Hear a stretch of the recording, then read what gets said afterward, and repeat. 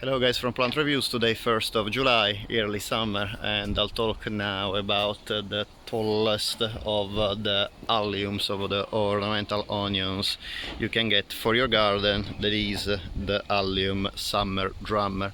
You can see how big, how tall this plant is.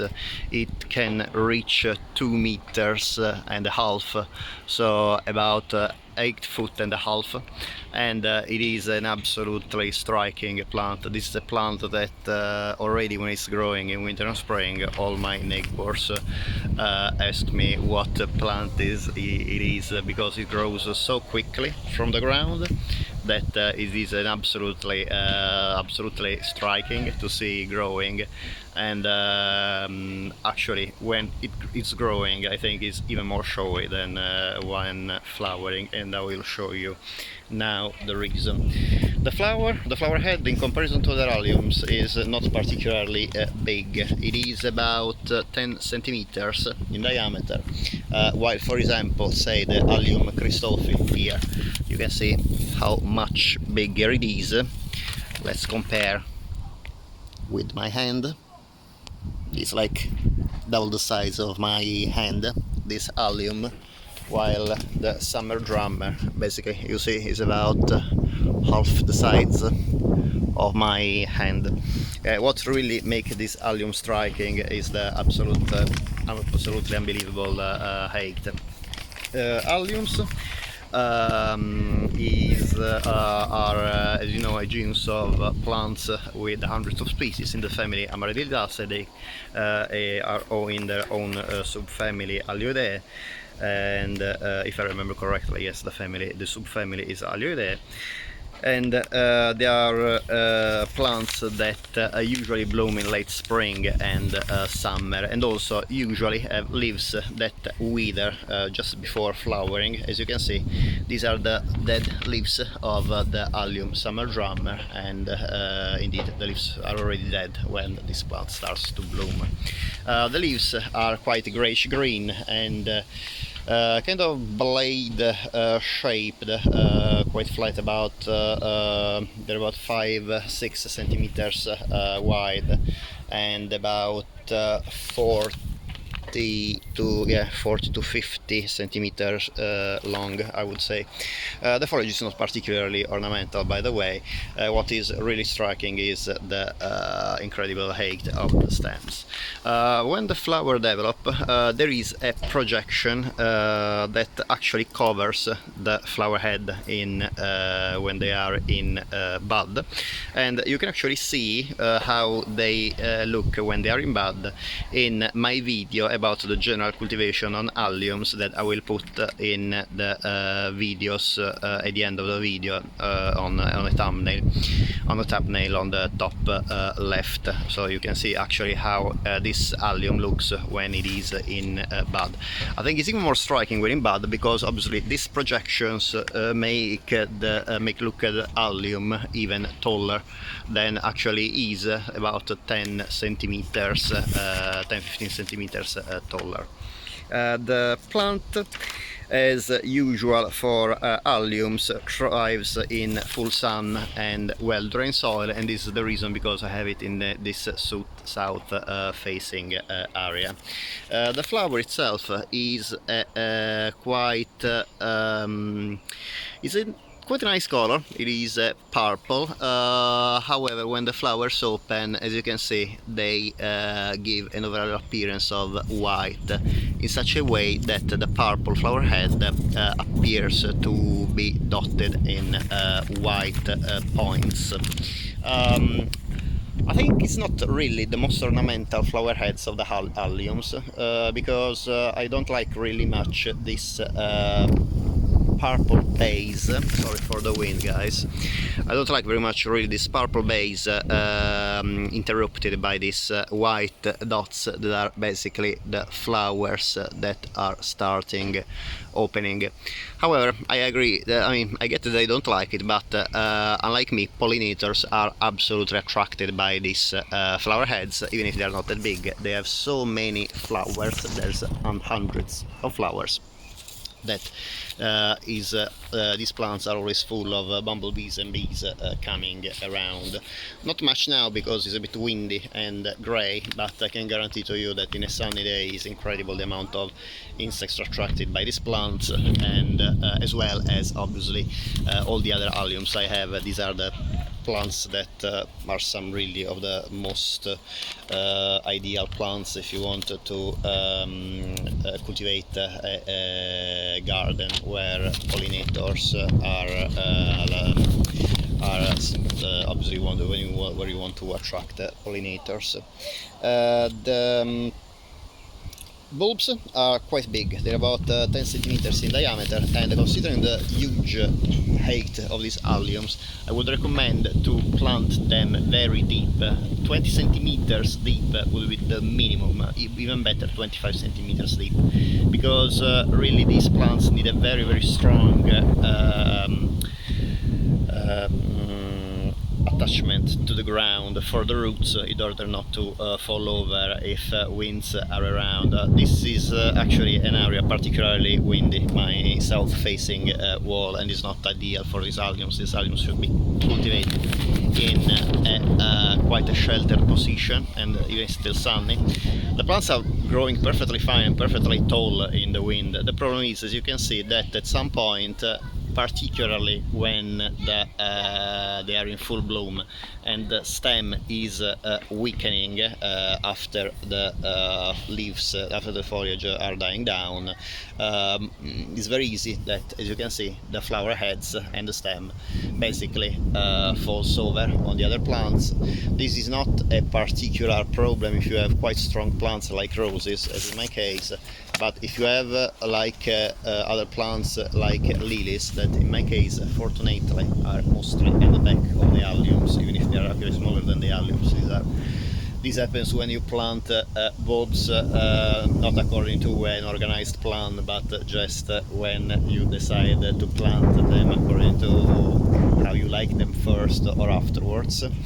Well, obviously, if an allium this size falls over a 1 meter or 1.5 meter lily, will obviously risk to break it, and we have indeed a case where luckily the allium fell over, but below the lily and not on the top of the lily, because obviously this will risk to break the stem as well as, or at least to bring them both horizontally. The flowers I found on internet, these plants have very fragrant flowers. At least in my case, this is absolutely not true.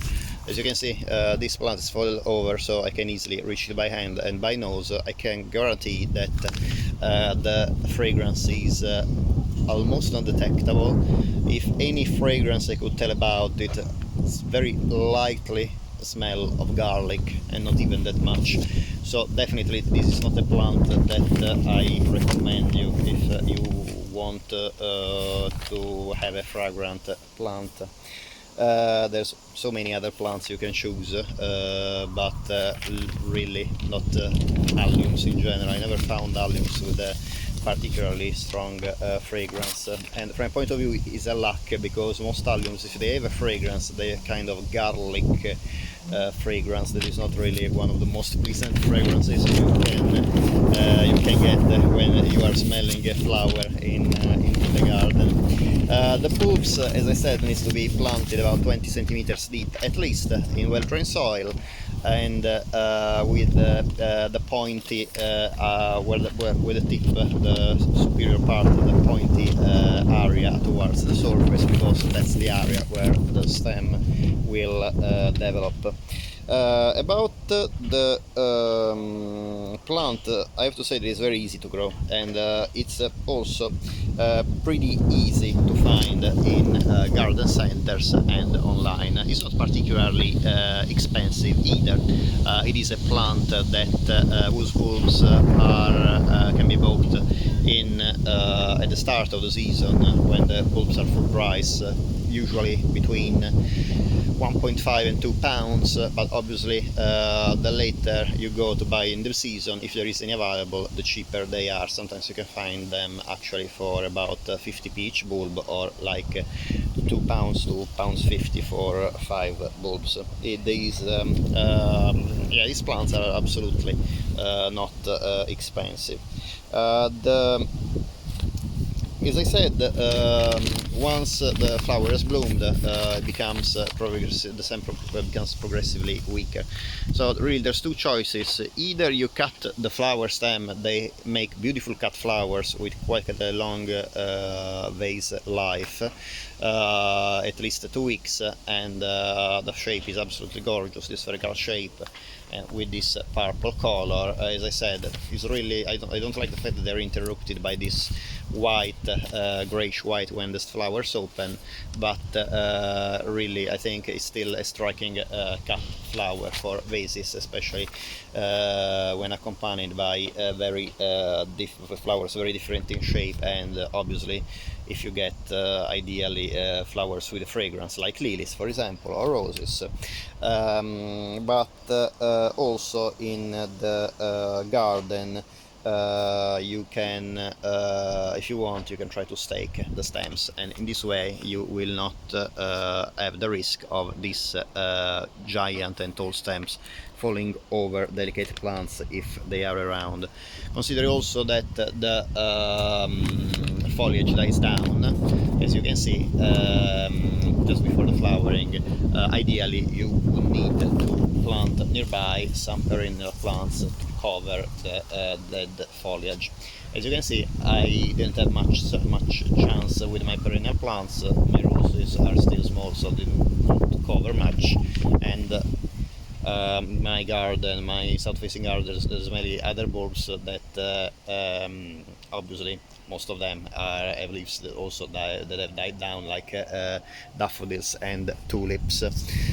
So from here, actually, the situation doesn't look too bad. The roses mask the foliage is dying down. However, obviously, if some person passing by want to have a better look about the center of the garden, obviously the situation is quite bad, not ideal. Anyway, if you have it in the border, they are great plants for the back border. They're really striking for if you want to make a vertical statement in your garden. These are some of the best plants you can get for their appearance. Definitely it is a plant that makes your garden, that adds a lot of interest in your garden, and particularly for the summer garden. We have a bumblebee visiting the allium at the moment, and as I said, really, if you have if you want a pollinator friendly garden, this is an absolutely absolute great plant to have it in your bumblebee and bee friendly garden. I hope you enjoyed the video. I'm very sorry for the wind. It is not a great day for a video. However, I hope that regardless the quite lack of sun today is not a very sunny day, you are also able to appreciate the very nice colors of the Summer Drummer that you can obviously better appreciate in a very sunny day. I hope you enjoyed the video. If you would if you like the video and you would like to subscribe the channel, it will be great, because in this way you support my channel and also you get updates when new videos are posted. And if you didn't like the video, obviously give a thumbs down, and please write down what you didn't like of the video, and I will try to make the next video better and improve it. Thank you very much for watching, and hopefully I will see you the next time. Bye.